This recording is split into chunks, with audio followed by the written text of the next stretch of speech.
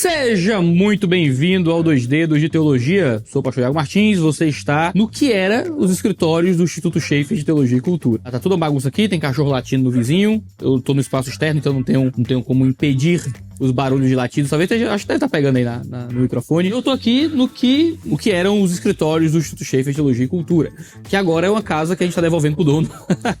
Vocês sabem que eu estou indo pros Estados Unidos. Esse vídeo tá saindo na quarta-feira. Em breve, nessa semana, estarei dentro de um avião com a minha família indo para os Estados Unidos para passar um período lá, de alguns meses, por um projeto pessoal de treinamento e aperfeiçoamento. Eu vou contar melhor quando estiver lá. O plano é ir, ficar uns meses e voltar para a vida comum. E por isso eu tô entregando aqui esse escritório. Não faz sentido ficar mantendo o escritório enquanto tô fora e tudo mais. Assim, vocês estão vendo aí que a coisa tá de mudança. Eu ia gravar esse vídeo lá em casa, mas gravar vídeo em casa com criança e tudo mais é uma trabalheira. Então, vim gravar o vídeo aqui. Hoje é Pergunte ao Pastor, respondendo as perguntas de vocês aqui no YouTube. Então deixe suas perguntas, deixe suas questões, que a gente quer poder responder todas elas, tá bom? Então coloque aqui, mande sua pergunta e pra gente é um prazer respondê-las. Lembrando que, se você ainda não é inscrito nesse canal, clica aí no botão de se inscrever pra gente chegar aí, né? Estamos chegando a 850 mil inscritos. Vem participar com a gente dessa maravilhosa aventura de distribuir boa teologia aqui pela internet.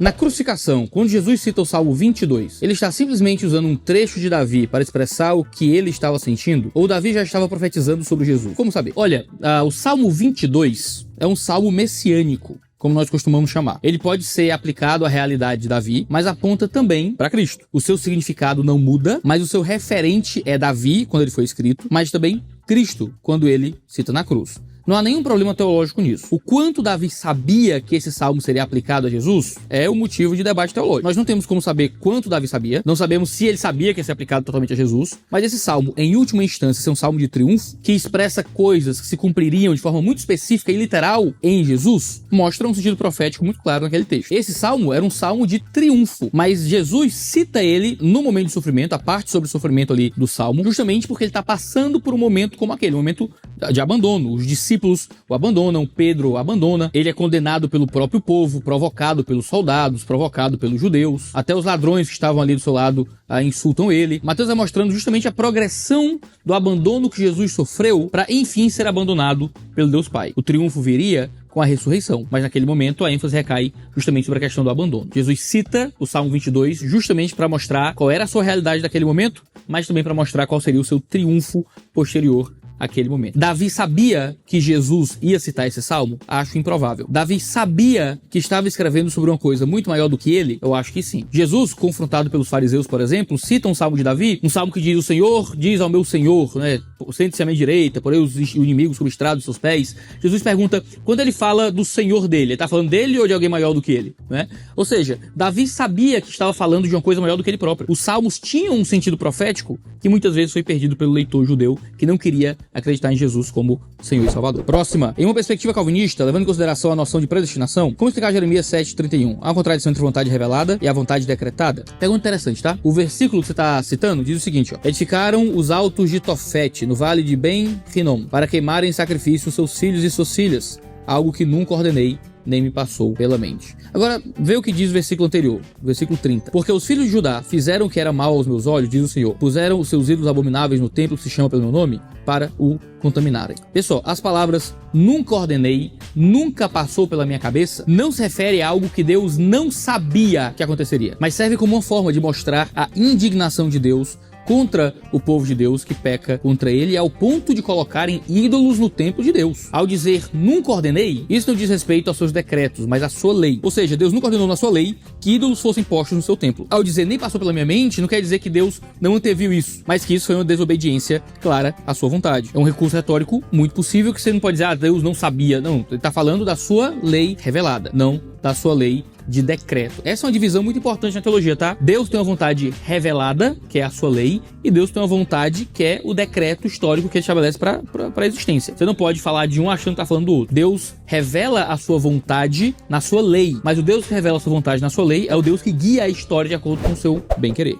Reparei na Chapeuzinho desde o início e pensei, deve ser da filha dele. Não, é isso mesmo. Tinha um Chapeuzinho vermelho no vídeo retrasado, né? Era festinha de aniversário da minha filha. A gente comprou um negocinho de Chapeuzinho vermelho, achou mais barato do que ficar alugando. Você compra um negócio, é o preço de alugar 2 vezes. Aí a gente comprou um bichinho lá no Mercado Livre pro aniversário da Catarina de Chapeuzinho vermelho. Dava uma fofura de Chapeuzinha vermelha no aniversáriozinho dela. Pergunta do Pombo. Iago, vi você falando da Insider, vejo propagandas como algo fácil e prático. Só que vi um vídeo de um cara falando da manutenção que tem que ter com essas camisetas. Não lavar na máquina, lavar separado, encher do varal, tal. Pode comentar sobre os cuidados com a Insider.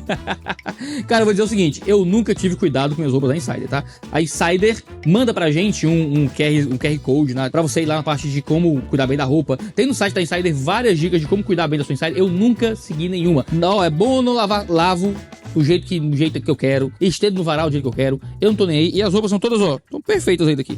Eu, assim, tem que ter cuidado com a sua Insider, obviamente, tenha cuidado com a sua camiseta, mas eu não tenho cuidado com minhas camisetas há mais de um ano e elas estão ótimas, aí é por sua conta e risco, tá? Tenha cuidado com suas camisetas, não seja desmiolado que nem eu não. Mas isso justamente pra poder deixar claro que a Insider, patrocinadora desse canal, tem camisetas de durabilidade excelente. Cuide bem da sua camiseta, siga aquilo que a Insider disse que tem que fazer pra poder cuidar e preservar bem, mas são camisetas altamente resistentes, que têm resistido até aos maus cuidados, que por causa do seu tecido, recebe a tintura, o pigmento da cor de forma muito mais duradoura. As minhas camisas nunca desbotaram, nunca ficaram todas esgarçadas, esse negócio. Cara, roupa com durabilidade, com tecnologia do futuro. Eu estou indo para os Estados Unidos e vou levar minha mala cheia de Insider, porque é o tipo de roupa fácil, versátil, posso usar em vários contextos. Eu tenho que viajar. Tem que levar uma roupa de academia, uma roupa mais social, uma roupa para um evento mais formal, para um evento informal. Insider dá conta de todos os cenários da sua vida. Seja um ambiente mais formal, seja um culto, seja ir para academia, seja ir para um lugar um pouco mais quente. Insider tem tudo para você. Então não deixe de aproveitar a camiseta do futuro, que evapora mais rápido o suor do seu corpo. Tá bem quente aqui, eu tô suando e a roupa não tá toda preguenta. Um tecido que evita a proliferação das bactérias do odor, deixando sua camisa com um cheirinho decente por muito mais tempo. Corre, aproveita a Insider, patrocinadora aqui do 2 Dedos de Teologia. O link vai estar aí na descrição. Eu tive até que parar o carro pra vir avisar pra você que o nosso cupom mudou. Nosso cupom da Insider agora é diferente. Agora não é mais Teologia 12, agora é só Teologia. Por quê? Porque se for a sua primeira compra na Insider, você não ganha 12% de desconto, você ganha 18% de desconto na sua primeira compra. Se não for sua primeira compra, se você já é cliente, você ainda tem os seus 12% garantidos com o cupom Teologia. Essa é então a sua oportunidade de conhecer a Insider com um desconto inigualável. Vai no link da descrição, cupom Teologia e aproveita. Vamos voltar pro nosso vídeo. Outro aqui do Wellington.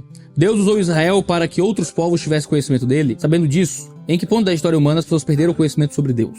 Pergunta interessante, viu, Wellington? Pergunta interessante, Wellington. A humanidade perde o conhecimento de Deus quando tomaram e comeram do fruto da árvore do conhecimento do bem e do mal. É claro que, por sermos limitados como humanos, não é possível ter um conhecimento exaustivo de Deus. A gente tem que levar em consideração que conhecer a Deus tem aspectos de relacionamento com ele também. A palavra yadá, usada para conhecimento de Deus no hebraico, também é usada para descrever o conhecimento íntimo de um casal. Por isso, o que nós aprendemos biblicamente é que no Éden, Adão e Eva tinham esse tipo de relacionamento íntimo, real, espiritual com Deus, e que conforme eles fossem progredindo nesse relacionamento, eles iam ter mais conhecimento de Deus. Se nós, seres pós-queda, passamos a ter mais conhecimento de Deus, ao nos relacionarmos com Ele através de Cristo e pelo poder do Espírito Santo, Adão e Eva, antes da queda, teriam isso pelo próprio estado de impecabilidade que eles se encontravam. Infelizmente, é a queda que traz essa quebra do relacionamento com Deus e, consequentemente, o conhecimento dele é perdido. A boa notícia é que a promessa da nova aliança é que Deus imprimiria suas leis também no coração do seu povo. Ele seria nosso Deus, nós seríamos o seu povo. Ninguém seria a fonte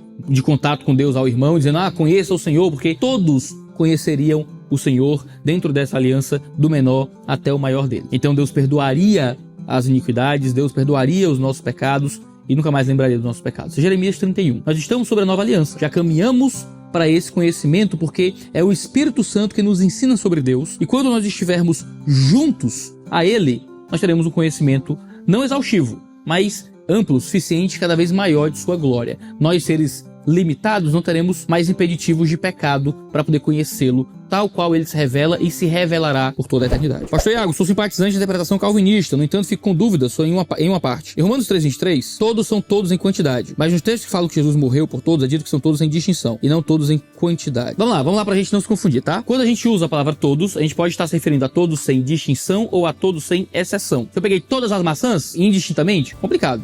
Tô me referindo às maçãs. Peguei todas. Mas eu digo, rapaz, fui no mercado e peguei todas as frutas. Você vai entender o quê? Que eu peguei todas as frutas? Não, que eu peguei um pouco de cada fruta, né? Porque aí eu tenho todos sendo usados sem distinção e não sem exceção. Quando a gente lê a Escritura, a gente tem que chegar na mesma conclusão. Pensa, por exemplo, em Joel 2. Joel 2 diz que o Espírito de Deus seria lançado sobre toda a carne, todo ser humano. É isso que aconteceu em Joel 2? Todos os seres humanos receberam o Espírito Santo? Não. Gentios receberam o Espírito Santo, não mais apenas judeus. Então toda a carne em Joel 2 e em Atos 2 se refere a toda a carne, todo ser humano, sem distinção. Não apenas judeus recebem, mas agora judeus e gentios indistintamente. Quando a gente lê a Escritura e vê a palavra todos, é todos o quê? Todos sem distinção ou todos sem exceção?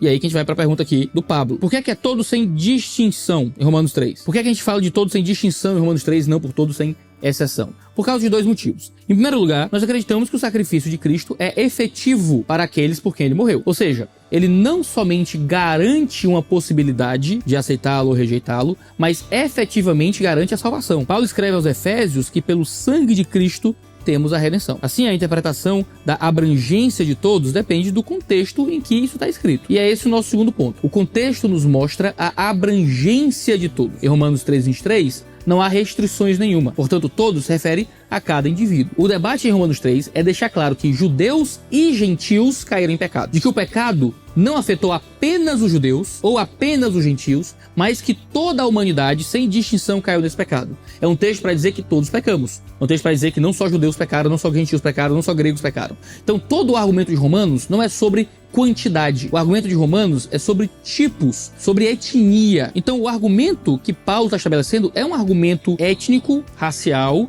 que se aplica justamente ao contexto de quais são os povos que caíram em pecado. Então, todo o argumento de Paulo está muito próximo da ideia de distinção, não de quantidade. Não é todos os indivíduos. Por mais que todos os indivíduos tenham caído em pecado, sim, a humanidade caiu em pecado. Mas esse não é o fluxo do argumento paulino. Paulo está tentando estabelecer que todos, sem exceção, caíram em pecado. Por isso que a gente lê esses textos justamente nesse sentido. Pergunta de P. Breno. Se Deus limitou os anos da vida do homem a 120 anos, por que após essa determinação ele existe em casos de homens que morreram em idade muito superior à estabelecida? Porque isso foi um estabelecimento para aquela época, tá? E vivermos menos mostra que o salário do pecado é a morte. Agora, se minha memória não me falha, ele não tá dizendo que os homens viveriam 120 anos, mas que seria dali a 120 anos que aconteceria o dilúvio. Ou eu tô ficando maluco? Vou ter que conferir agora aqui. Eu vou dar uma googlada aqui, hein, pra eu lembrar do versículo. Tá aqui, ó. O versículo é Gênesis 6:3. Não contenderá o meu espírito para sempre com o homem, porque ele também é carne, porém os seus dias serão 120 anos. Então, a leitura mais comum desse texto não é que os homens teriam seu limite de vida estabelecido em 120 anos, não. Até porque há registros no Gênesis de pessoas que viveram mais do que isso. Mas é que dali a 120 anos viria o dilúvio, tá?